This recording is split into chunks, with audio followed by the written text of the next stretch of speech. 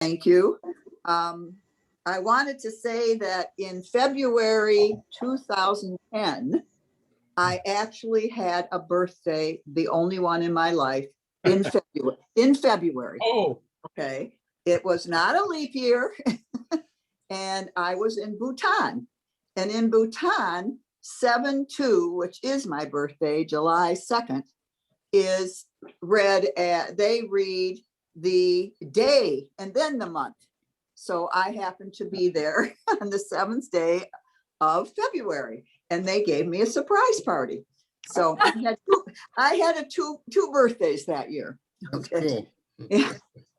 So I have 6 little stories to tell you today, each with a lot of meanings. Once all the villagers decided to get together and pray for rain. On the day of the prayer, all the people gathered, but only one boy came with an umbrella. That is faith. When you toss babies up in the air and they laugh because they know you will catch them, that is trust.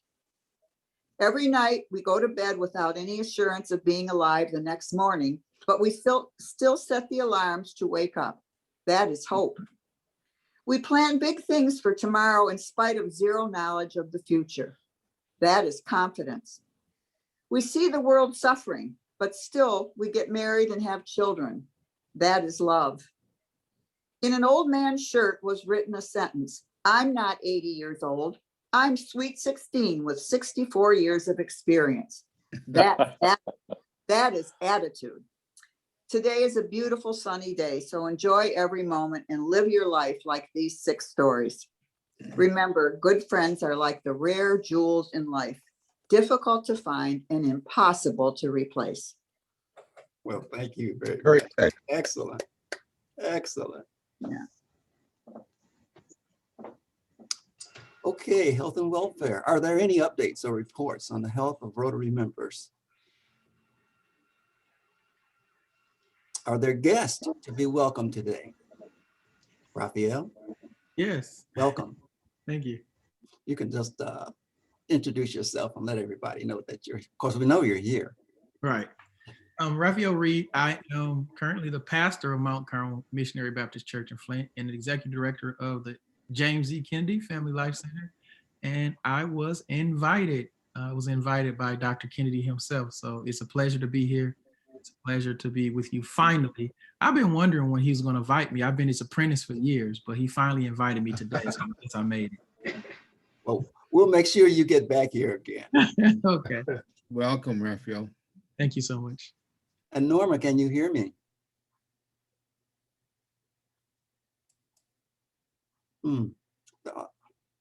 Commissioner Young's wife had been trying to join us, and I was just wondering if she finally got on board and we could hear her. But hopefully she's listening in. I don't think we have a microphone on that computer, so.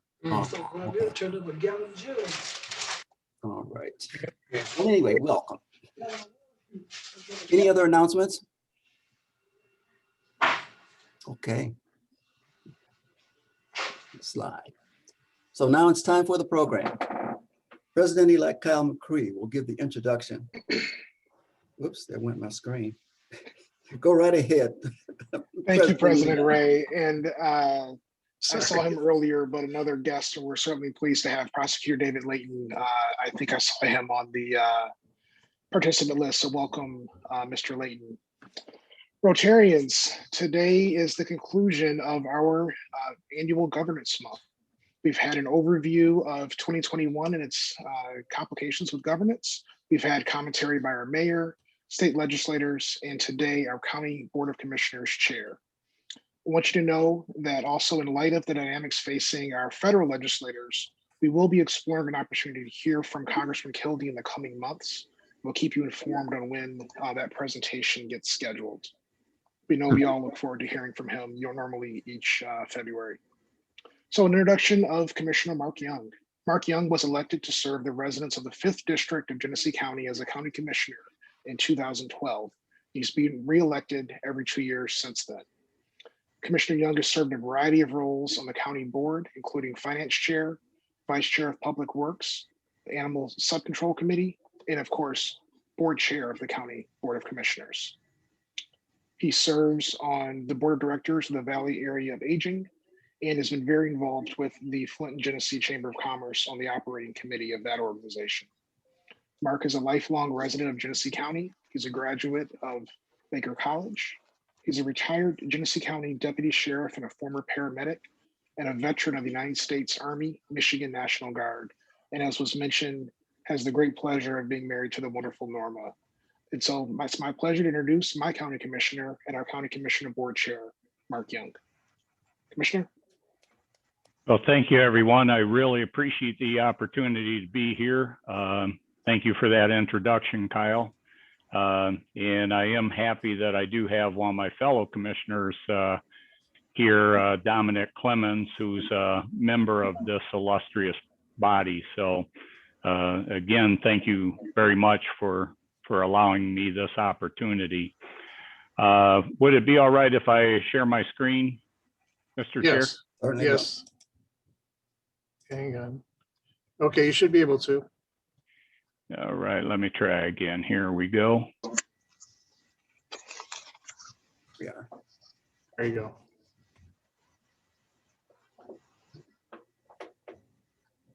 All right. We have what I'm going to be talking about today a little bit is just try to give you a real brief background on finances of Genesee County, a brief history of some of the recent capital projects that we've had, and a little bit of information on COVID, what's been going on, what our responses have been here at the county. If you look at our finances, some of you may recall from previous presentations, I go back, it's funny because this list gets longer and longer the more I'm around. That I'm not sure always if that's a good thing or a bad thing, but going back to 2009 was when we really had a major recession here in Genesee County.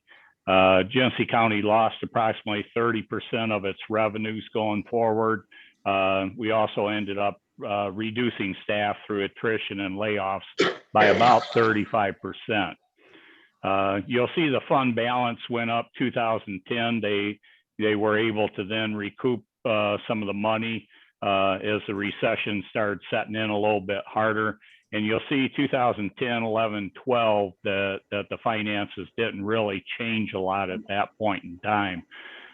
2013 was when I got on as the finance chair, and working with what we called phase-in reductions at that point in time.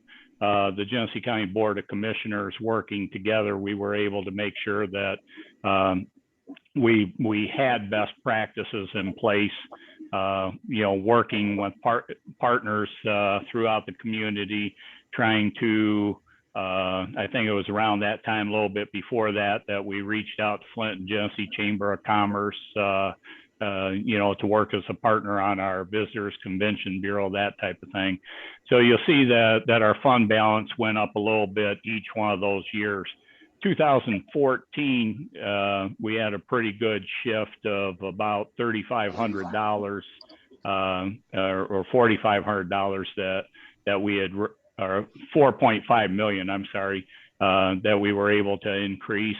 And again, trying to be careful on what we were spending money as the economy started to come back around. Real estate was going up. You'll see that we started having a significant increase in our fund balance, even though our expenditures we were trying to keep level.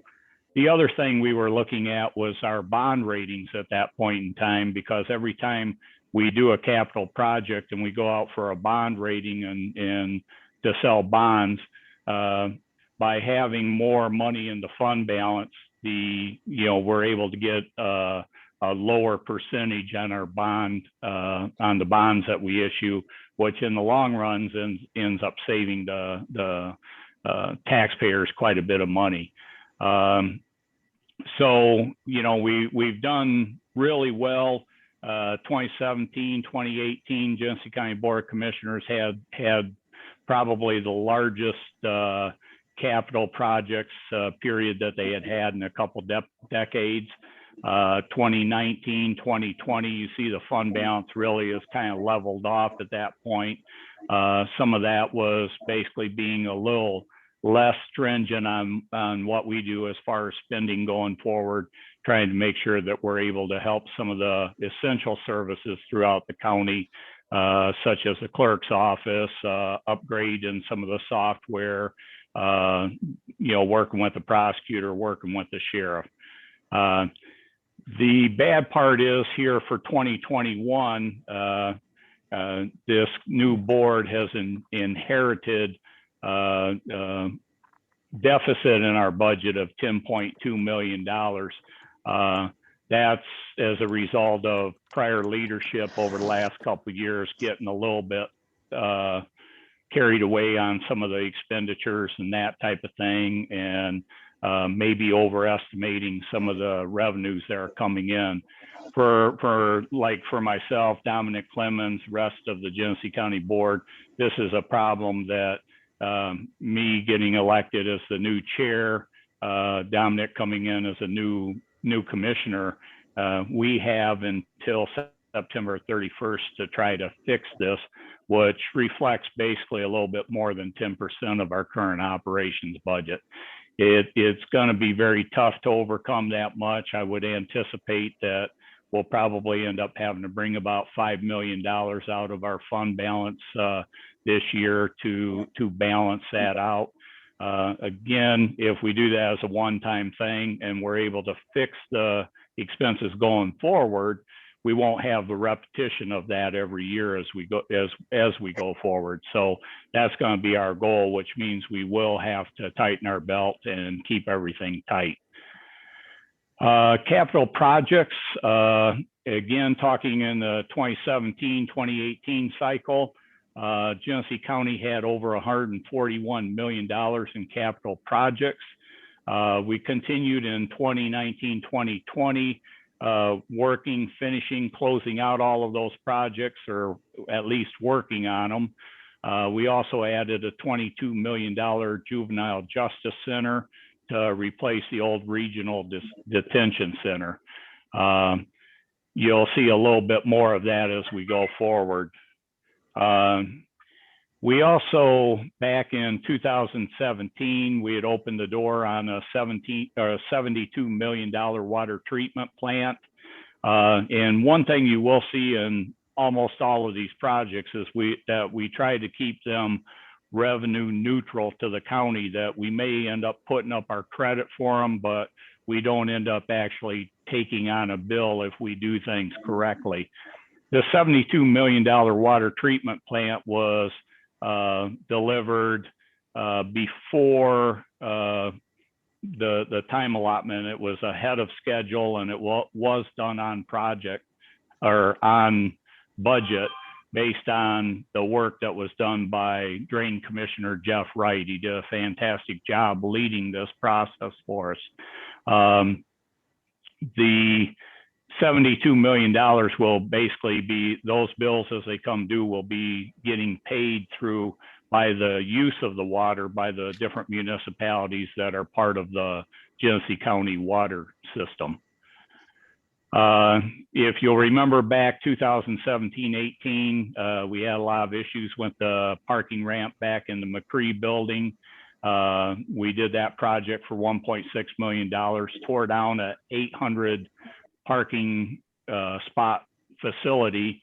And it was basically when we had studies done on it, they do borings on it, and they found all the internal structure was rusted away. And that's something that you can't see in the middle of, the cement, that type. You're not able to see how the rebar is or the I-beams are in there. So we were lucky that we didn't have more problems with it. And so we had a lot of people reaching out to us saying, well, you've got to build another 800 spot facility in that. And that will have cost us somewhere between $20 and $30 million to do. So we did a pretty extensive study on what the parking needs would have been as we moved forward. we determined that the reality was we didn't need 800 parking spots. We needed about 300, of which we were able to put in a flat lot to take the place. We opened up the view. We made it a lot nicer looking as you come downtown, if you're coming down the Beach Street area. We've gotten a lot of comments about how nice it is to see the federal courthouse over there. And so again, $1.6 million being prudent with the taxpayers' money, the Genesee County Board of Commissioners were able to meet the needs of that particular time. Genesee County Park in Atlas Township, we have a area that's really pretty nice, 155 acres, including trails, and it's basically been kind of kept natural in that area to be able to walk out. There's some trails out there. You can also walk out in the rough woods if you want to do that. That was a project that was funded through large part through the Michigan Natural Resources Trust Fund. So we have a beautiful model there on the lower right-hand picture. That does happen to be my wife, Norma. So when you see her there, now you've got a face to go along with it. The next project we have that we just completed this past year, but it started as far as the trying to analyze the needs, and that was the Genesee County Friend of the Court Consolidation Project. We had the Friend of the Court in a couple different buildings, and that we worked at basically putting them together, taking an area that we had down at the McCree building. And so that project is completed at this point. Genesee County Animal Control was a $8 million project that you saw. That was basically funded through our millage. We took a process that actually started 5 years ago with a new director. We had a euthanasia rate in there of approximately 50% of the animals that would come in were basically being euthanized based on space and ability to find them homes, that type of thing. New director that we had come in, a former shift commander at the Sheriff's Department, Lieutenant Paul Wallace. He came in, tried to bring in some new modernization to it, outreach into several other shelters, working with them. And he was able to make that what is considered a no-kill shelter. And 2 years ago, he received an award as the most improved shelter in the state of Michigan. So at this point in time, it is a no-kill shelter. It's just a fantastic place, all of the volunteers. And again, you'll hear over and over about partnerships, volunteers, that type of thing. This is a good example. We have volunteers that come in, work alongside union members and that, trying to take care of and provide the best care for some of the animals as we go forward. Genesee County, I'm real happy about the Dort Highway extension. Some of you have heard of that. That's something that I remember first hearing about in the mid 1970s. With a partnership, Metropolitan Planning Commission here for Genesee County, working with the local municipality, Grand Blanc Township, and working with the Road Commission, working with the State of Michigan Department of Transportation. This $13.1 million cost, it's being done it's currently in process. They've opened up the extension from that south of Grand Blanc Road, goes down to Cook Road as we speak, and they're working on the Cook Road to Baldwin Road thing. Back in 1975, even though we had the tank plant working out there and that, it seemed like there might be a need of it. But, I'm not sure what they were able to show and document at that point in time. But with all of the growth on the south end of the county and Grand Blanc Township area, particularly down that Holly Road corridor, they're able to show how that has been growing. And this actually is a very needed project now. The $13.1 million is being handled through state of Michigan and federal government as far as funding on it. And it's being built by our road commission. John Daly was the original director of the road commission at that time when it first started. And so again, this should be completed by the middle of summer, this next summer. So another really big project is with our Genesee County Parks, the Flint Riverfront Restoration Project. To me, this was kind of like a brainchild of the parks director at the time, Amy McMillan. She did a fantastic job presenting this, getting the initial interest, getting the drawings originally done, going out trying to get grants for it. And the grants are coming to us in stages as we go forward. We just closed, I believe it was this past year, on buying the what was Chevy Commons, the old Chevrolet plant area, which had been capped by, again, with a partnership with the Genesee County Land Bank. That was deeded to the city of Flint. We just bought that from the city of Flint with a grant from the Michigan Natural Trail Foundation there, the trust, and we were able to take that money. City of Flint basically donated that money back into the process to help build that area up. And it's really an area that if you go down there, you'll see some of the changes, and it's something that come downtown Flint area along the riverfront area this summer on a Saturday, Friday evening. And it's really amazing to see how many people are walking along and utilizing these areas, using bikes, they're kayaking, everything else. So this is a multi-phase. It is in process.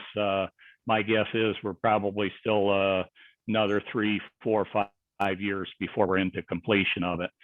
This shows you just part of the riverfront. Again, you'll see over in this area where they've created some white water area for the kayaks, a beach, and this is where you'll see the bandstand and that.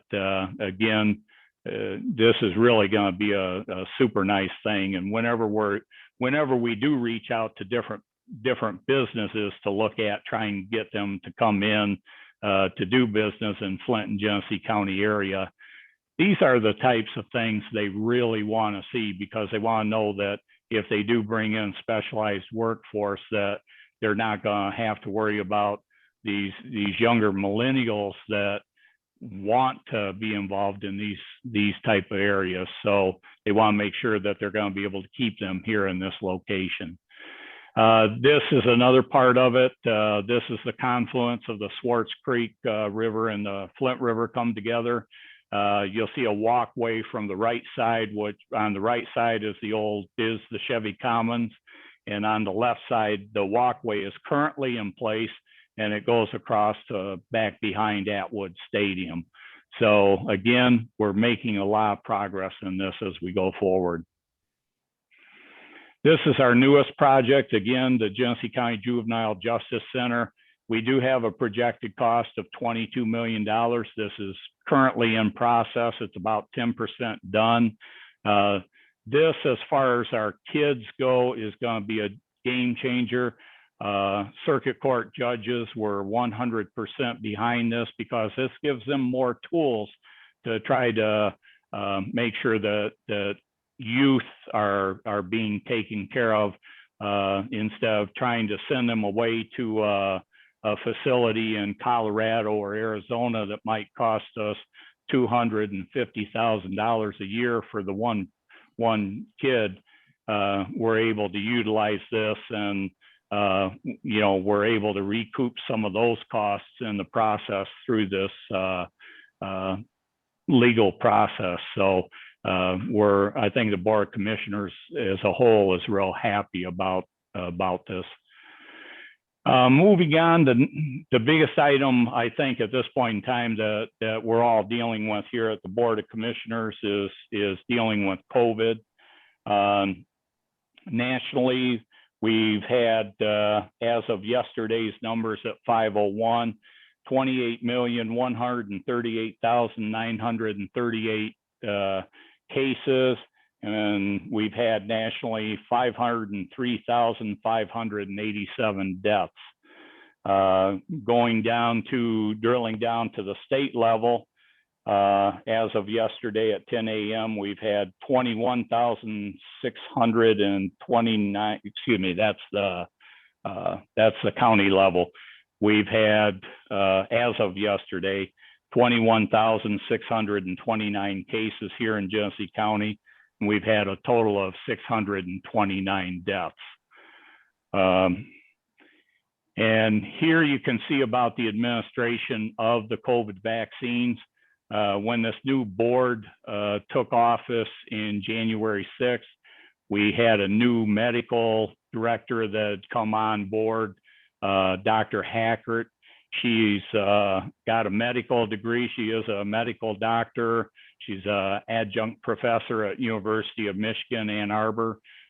She's also an attorney, and she brings a lot of experience working, running, I believe it was Jackson County, working as a chief medical officer in Jackson County, as well as doing work in Oakland County. So to that date, as of January 5th, January 6th, Genesee County had only given out less than 1,000 doses of the COVID vaccine. That sounds like a tragedy. It is a tragedy in our opinion. But the thing is a couple issues were there. Was one, the doses weren't getting out to the county level.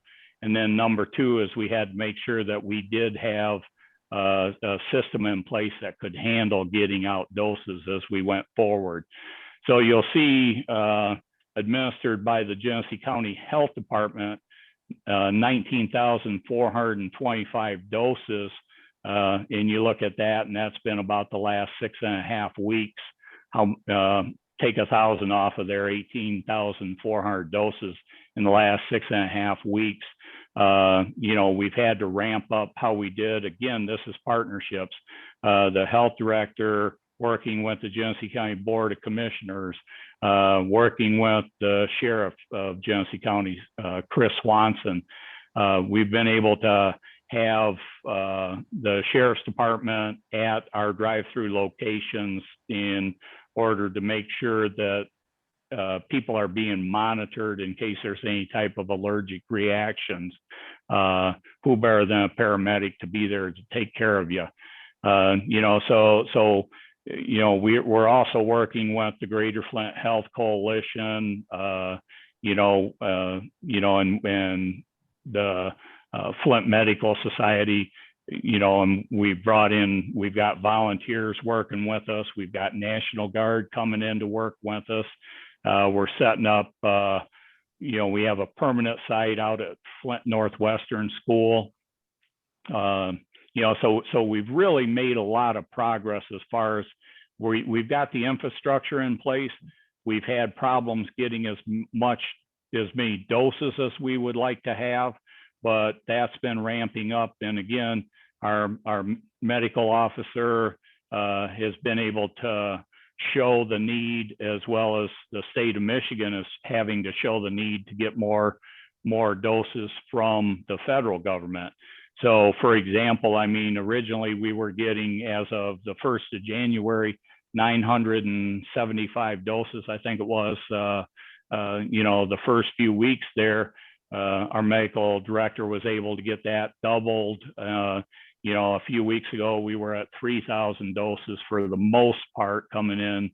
And we're now at, this week alone, we received 7,200 doses. So we're still a little bit shy from what the governor's, my COVID response plan is. what she's shooting for is between 10 and 14,000 doses to be distributed in Genesee County. As far as from our health department, we're a little bit shy of that, but if you see the total administered in Genesee County through other partners, which includes the U.S. Department of Health and Human Services contracts that they have, like with Rite Aid and Walgreens, that type of thing, in the state of Michigan, and working with Myers and that. That's why you'll see that number's basically about 3 times what we've administered just through our health department. So we've set the system up a little bit better as far as being able to sign up and get signed up to get your vaccines. You can go on the Genesee County's website, GC4Me, that's GC and the number 4me.com. Right at the very top, you click the link, and that will take you to sign up to receive a COVID vaccine. Unfortunately, it's not a first come, first serve, but you do need to get signed up. We have to prioritize based on a list from the Centers for Disease Control, CDC. They have it broke down into highest risk areas. They've got a 1A, 1B, 1C, that type of thing. And so if you're 75 and older, you're in the top category. If you're 65 and older, you're in a category below that. But at this point in time, if you're 65 and older, you get on that list, you should be receiving a call within about a week or 2 at the most. So we are making progress. Things are getting better, and we really hope everybody has the opportunity to get their vaccine. So that really pretty much is a conclusion of my presentation. And at this time, if there's any questions, I'd be glad to answer them. Wow, the county's really been busy. Any questions? Good job. Thank you. Commissioner Young, I do have a question.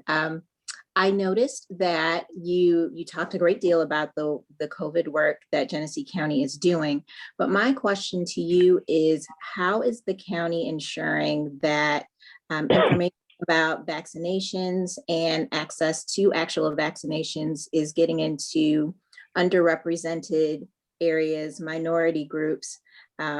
As you know, there's, I think the state just put out a grant proposal or something for areas that are already giving out the vaccine to figure out methods to ensure that it's reaching to underrepresented populations. So what is the county doing to ensure that occurs? Yeah, thank you. That's an excellent question. We really started out, in the very beginning, and when I say very beginning, I'm going back to the beginning of January here, because this is literally changing every day. The prioritization that's given in the 1A, 1B, 1C categories, that's changing almost every day. And so we did recognize the fact that minority populations, African American, Latino populations, are underrepresented in the people that are signing up. And so we had to look at how can we better get out into those communities to make sure that this is being done. They came out with a program that was socially vulnerable initiative, that they were identifying these underserved communities. And so by doing that, we're able to then go in and reach out through some of the community-based organizations and, like the churches and any of the social groups out in those communities. And we've been able to actually have like some really good turnouts at some of the churches. We've been able to get some of the numbers up in those areas. And that, matter of fact, I'm supposed to go out to, I was out at Shiloh last week. Our Lady of Guadalupe was another location that some shots, the vaccines were being done at as part of this social vulnerability index. That's the good news that I think we're reaching out there. We can always do better, and we need to have people within those communities reach out also. But it's really been hard trying to get people to overcome their fear of the vaccine and that I don't have the answer for, other than what we've been trying to do as we go forward. I hope that helps. Thank you. It does. I have a question. Joe? Commissioner, you indicated that things are changing relative to the COVID vaccination. Does the county have a coordinated plan with all the vaccination facilities to scale up vaccinations when more vaccines become available? Do you have steps or phases in your plan, given that vaccines should become available in greater quantities? Well, the biggest hope, short answer, yes. The biggest hope is that as we go forward, that you'll be able to actually get a vaccine from, say, your local pharmacy or something like that, so that's open up to the entire public and there's no waiting. But for this particular point in time, though, we have the availability that with the methodology that we have developed, since the beginning of January, that we can handle, if we're able to get that 14,000 vaccines per week, we can actually deliver 14,000 vaccines per week. So go ahead, I'm sorry. Is that 14,000 just for the county health department or for the entire county? No, that would be just for, I'm not sure. I'm guessing the state's probably also looking at their partnership too for their numbers, but I've only been working at it because we're not involved with the state on that piece of it. So I'm not sure. I'd have to get back with you on that. But we do have the capability, if our health department can get 14,000 vaccines a week, we have the methodology available that we can deliver that. I've got a question. Joe? Yeah, Mark, what is the status of the county's retiree benefits plan? I remember a few years ago, it was slated to run out of money in 2020. I'll assume it has not.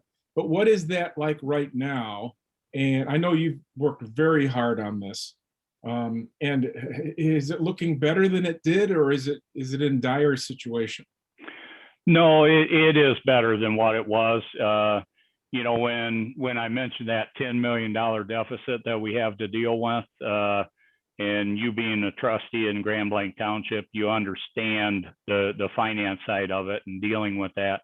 That $10 million deficit that we have was based on the previous leadership trying to redesign some of the healthcare and that, and capture some of the savings for this current budget. From an unfortunate side, one of the retiree groups basically did go to court and got an injunction against the county. So the county was not able to implement that plan. And so that's what created a $3.4 million deficit. That's where 3.4 of that $10.2 million deficit for this year is coming into play. As far as the unfunded liability portion of the retiree healthcare, across the state of Michigan, a lot of municipalities are struggling with that. And I'd say it's even a problem across the country on it. The state did change a public act here a couple years ago requiring us to carry those type of numbers on our balance sheet. So we're able to kind of pull that out in the open and look at that. we had to come up with a plan that was accepted by the treasurer's office at the state of Michigan. So we do have a plan to make that better. It is getting better, on a year-to-year basis as we speak. So we have a larger commitment to that than what was previously being done. Thank you. Good. Mhm. I have a question Go on ahead. the extension of 475. It's going to go down when it's complete to Baldwin Road and then connect to 23 or I-75. I forgot which way it goes. 23, I think. No, it's not 475. It's the Dort Highway extension. So Dort Highway is going to continue on down where it used to end at 75 there, just south of Grand Blanc Road. Right. It now continues. There's a roundabout there at the expressway. Now you go past that roundabout and you can go down to Cook Road. It will continue down, when it's finished, it will continue down to Baldwin Road. That way it sets up a little better avenue to try to take some of that traffic that may be southbound 23 traffic. The goal is basically set it up so they can now would then be able to go down Baldwin Road and try to catch around, go down to Thompson Road and catch 23 that way, or come back to Grand Blanc Road and catch 23 that way. So that's something that you'd be looking at, some type of planning probably in the 2040, somewhere around there, to look at a reevaluation of what those traffic patterns are and what the need is.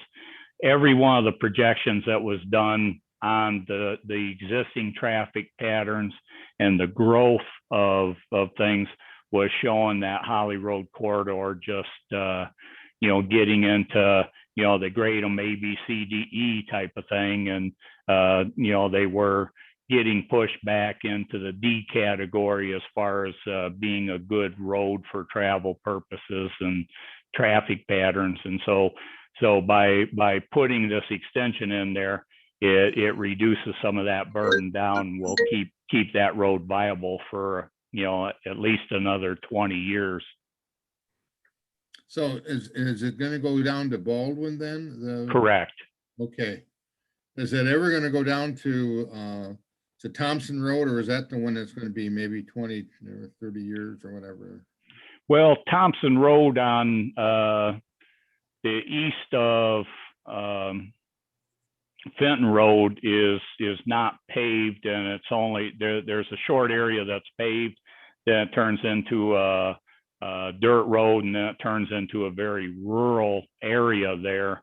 I wouldn't really see it possibly going down that far.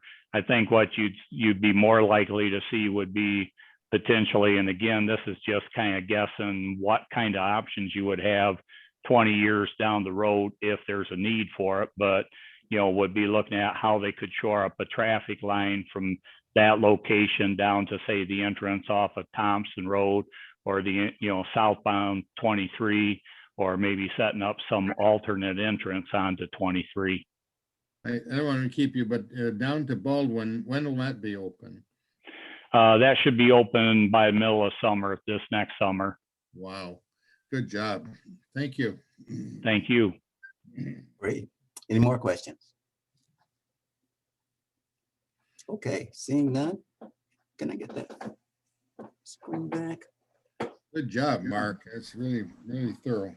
Well, thank you, everybody. I really appreciate the opportunity to be able to speak with you again, and it's been good seeing a bunch of you. So. And Commissioner Young, it was great having you. Thank you. There we are. Flint Rotary thanks you for your knowledge and approach in this educational and engaging presentation. In appreciation for the time and preparation that you donated for our enjoyment and education, the Rotary Club of Flint will make a donation in your name to the Rotary International Foundation for the Eradication of Polio. And again, thank you for joining us. We appreciate you. Thank you. I really appreciate the time and opportunity. All right. I want to thank President-elect Kyle McCree for not his inspirational message, but for his speaker introduction and for introducing our speaker. And thank you to Lynn for her awesome inspirational message. Good. And our note taker, Howard Downing Jr., thank you very much. Flint Rotary thanks each and every one of you for joining us today. I hope you enjoyed our program as much as we enjoyed welcoming you as members and guests. Please join us next Friday as we greet Lynn Williams, Community Engagement Officer of the Community Foundation of Greater Flint. Stay safe, keep warm, and look to open opportunities in order to provide service above self. We are adjourned.